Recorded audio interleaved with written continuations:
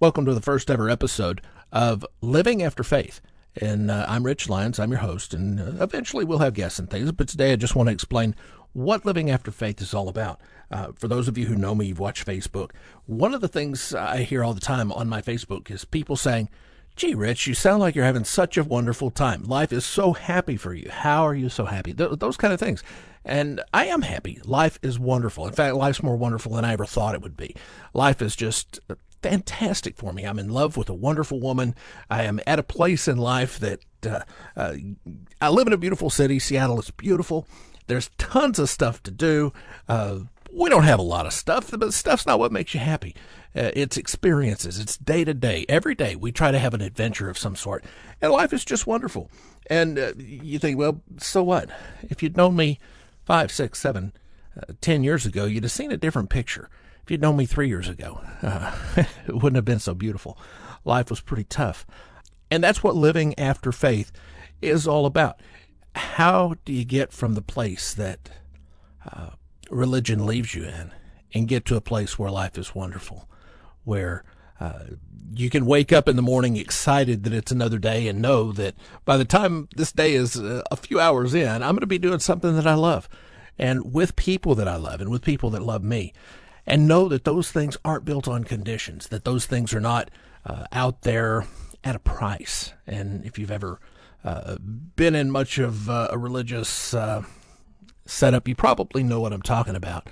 So I want to spend the time in this episode and in following episodes, number one, encouraging you that if you're going through those tough times immediately, especially post-religion, is a horrific time, at least it was for me. Or if you get into that place where you feel like there's just no way that I can get through, you can get through. And there's plenty of reason to get through. I remember a lot of times I thought, if this is all life is going to be, just end, just stop. There's no purpose in going forward and trying to have a good life. It's just horrible. But it doesn't stay that way. You have to work, though. I'll be honest, you do have to work. I can't take a lot of credit for the fact that I've been able to recover as well as I have, so much so that people actually laugh at me because I seem to have way too much fun than ought to be allowed. I work overnights, so it is a thrill to me early in the morning when I'm getting off work. It's 6 p.m. to me, but everybody else is just waking up, trying to find that first cup of coffee, and they look at my Facebook and they see a pitcher of beer. My coworkers who see that, they've gotten to the point where they finally get it. I'm not taunting them saying, I can have a beer and you can't. What I'm saying is, you'll get through this work day too, and at the end of your work day, you can have a beer as well. And I think they're starting to get that. Anyway, that's what my reason for doing it is. So I will be honest, though, it hasn't always been this way. And how did I get here? It's a hard road, but it's a road that's worth walking. I've often said I don't know if it's going to be worth it by the time I ever get through. Marilyn Manson says it best, and I recommend his music highly. And you think that's bizarre, and it is, but it works. His autobiography, Long Hard Road Out of Hell, which I highly recommend. A lot of it's kind of bizarre. Okay, it's all bizarre. But there is enough of it in there that you can see why he got where he is and how he came through. And the Long Hard Road Out of Hell, the song, Long Hard Road Out of Hell, some of the lyrics, I want to live, I want to love, but it's a long, hard road out of hell. I was so warped by religion that I didn't know if I could love anymore. In fact, I didn't believe I could. I tried to love people, and because so much of me had been so ripped apart, so hurt, so damaged through the decades of religion, when it came down to it, I really couldn't love. I really couldn't live. I really couldn't be. I was just a person that was so much wanting a life, but a person who didn't know how to have one. You see, one of the things religion does is it strips away who you are. It doesn't when you're going in, but you don't notice that. And let me kind of couch something here, not necessary to say, but I'm going to say it anyway. The religion I was in probably is different from the religion you're in. If it's not, if you were in a cult, if you were in something that you can do a Google search and search the name of your religion and the word cult and come up with tens of thousands of hits, then a lot of what I say will make a lot more sense to you than probably some other people. So I kind of couch that. But religion, to one degree or another, all does the same things. One thing it does, it takes your identity away. It takes away who you are, and makes you become associated by the group. At first, that's comforting. At first, because most of the time you go into religion is when you're damaged, you're hurt, something in life has happened, and all of a sudden you find acceptance. All of a sudden you find this place where everybody loves me, where it's all wonderful, where everybody cares, and you think, this is great, this is wonderful. And at that moment in life, it really is. But as I mentioned earlier, you find there is a price attached to that. And once you have to start paying that price, once you reach that place where it costs you to keep that identity, it begins to strip you away and strip you away. And often you can stay in a religious organization for years and years and years and never even notice that that's happened until you leave, or until you begin to question things, or until things just don't add up to your way of thinking, and you start to change a little bit, and then you find out that that group identity begins to withdraw from you, that they withdraw that from you, that they begin to shun you. And what you find out is you don't know who you are anymore. And you begin to try to find the person that you are, and you, through a series of successes and failures, you realize that you've become the person you hate because you were taught to hate that kind of person.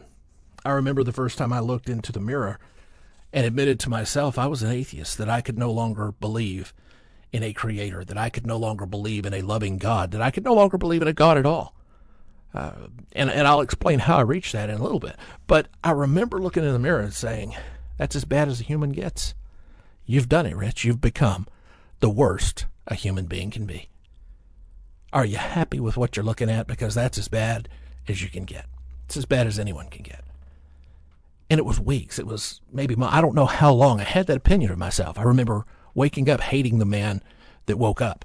I remember showering, hating the man who was taking a shower. I remember going to work, hating the man that I was, until I began to open my eyes and look around and see many of the atrocities done in the name of religion and say, wait a minute, I'm not doing those things. And I began to look around and see atrocities done by non-religious people and say, I'm not doing those things.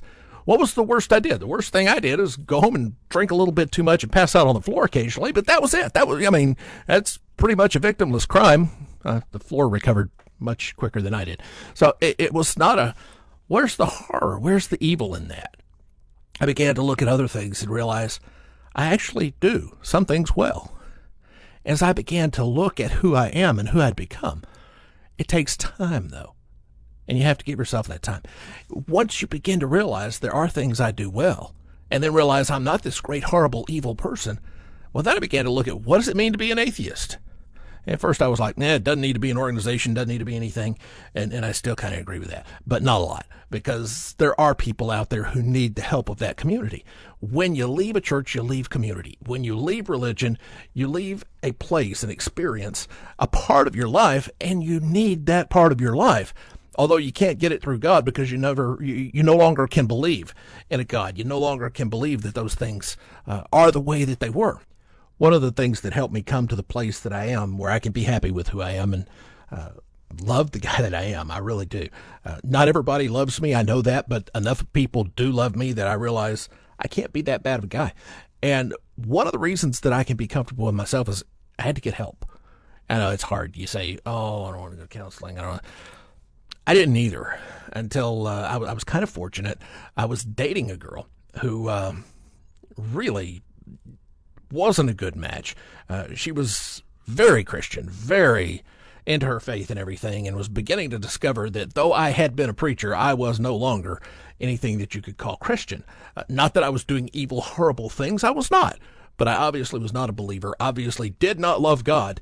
At that point, I probably was still in the believed in God, but was really angry with God because he had really messed me over pretty good. So I was out of sorts and out of kilter with that. And I didn't add up to her views of what a Christian should be. But what really worked well with that relationship is she was a shrink. And she began to recognize some things in me. And the first time I heard the letters PTSD is when she brought it up in a conversation, post-traumatic stress disorder. I had no idea what it was. But she sent me some links, and I looked at them and began to realize that a lot of what I was dealing with is post-traumatic stress disorder. And you say, wait a minute, that's what soldiers get from killing people and seeing murders and all the horrific things of war. And yes, that is where the great volume of PTSD is found. But also in coming out of religion, especially if it's a cult type situation, a lot of times you'll be dealing with post-traumatic stress disorder. And it takes a good shrink to recognize that. I'm fortunate I'm in the Seattle area where much research has been done on PTSD. And because of that research, I became the beneficiary of that. My shrink right off the bat says, here's a plan that will help you. And she began, I would see her once, twice a week. I think twice a week was the most I saw her, but always once a week seemed like forever. I was going once a week to see Lynn. And I would go and she would talk about things. She would ask me things that to me didn't make any sense, but she would get me thinking about things and looking inside and discovering things and finding places that I had been abused. And I'm not the victim kind of guy. I'm not going to come here and say, oh, I'm a horrible victim. But there are some things in religion that steal from you, that take from you, that rip you down, that leave you laid to waste. And you have to rebuild who that is. You have to rebuild those things for yourself. And it's worth doing because once you rebuild it, nobody can take that away. If religion builds it for you, if I build it for you, if a shrink builds it, it goes away. But when you do that yourself, and that's why you need a good shrink, but you need one, and one who's not afraid to give you medications. And you need to be, it took me a while to get this message too. You got to take the medicine. You've got to give it a chance to work in your life. You've got to take, and you say, I feel like I'm numb. Well, I was fortunate. I was in a job where I could just be numb and sit there and grind out quick little stories that I wrote all night long. But that opportunity to just give myself the chance to emotionally heal was so valuable. It's not easy. I wish I could say it's just like a religious experience. You're going to wake up one day and, whoa, the world is lovely. And I'd be lying through my teeth because it doesn't. It's a little bit here, a little bit there, a little bit here, a little bit there. Some setbacks here, some improvement there. And gradually life comes around to the point that life can be beautiful. So how do you get there? Well, it's going to be a process. I won't lie to you. It's going to be take a lot of work on your part. But stop and give yourself a minute here. Stop and realize if you're coming out of religion, you've been through some stuff. If you're coming out of religion, something happened to get you to say, hey, I can't do this anymore. I can't believe this anymore. Something happened. And whatever it is that happened that made you see, made you think, made you look at these things, whatever it is that brought you to this place, probably caused some damage in the process. Or most likely exposed some damage that's been done years, decades, long time ago. And it's just now going to come to the surface. And the beautiful part about where you are right now, where I was, it didn't look so beautiful at the time. It was ugly. It was horrible. I hated myself. I hated being alive. I hated waking up knowing that I was still that son of a bitch that went to bed last night. I hated that. So it wasn't beautiful. But the beautiful part about it is the worst has already happened to you. Everything that was taken away was stripped away before. When you were on your way in, the deeper into religion you got, the more those things were stripped away. What's happening now is you realize what you're missing. You realize the holes that it created. And you'll be angry. You'll be mad. I remember, I still get angry when I think the best 20 years of my life, the early 20s to early 40s, were lost to religion that isn't true, to beliefs that aren't right, to fallacy and things that don't even exist. My entire effort of those 20 years was given to something that is of no benefit whatsoever to anyone, especially not me. And I can't get those 20 years back, but I do have a philosophy about that as well. And it's simply this: I can't get the 20 years back. No way. Chances are at 48 years old, I put some wear and tear on the body. I may not make it another 20 years. But if I can live today, I'm going to have fun in this day. If I can live today, I'm going to do something good for me in this day. And that doesn't mean I have to be selfish. All it means is I can have a great life today. And if I can have a great life today, I can do that again tomorrow. And every day gets better. I still have bad days. I have days that I fuss at my wife, and that's terrible. I have days that it's normal. But that's the beauty of it. It is normal. I hope you'll be back to join me. We'll have guests. I hope I can get my shrink to talk to you because she has said so many things that are great to me. You'll talk to my wife, probably not any of the people I knew in my previous life I want to talk to you, but I'll tell some of the stories about what happened and how I got so messed up. But the main thing I want to focus on is how to help you get past being messed up and get to a place where you can join me living after faith. Thank you.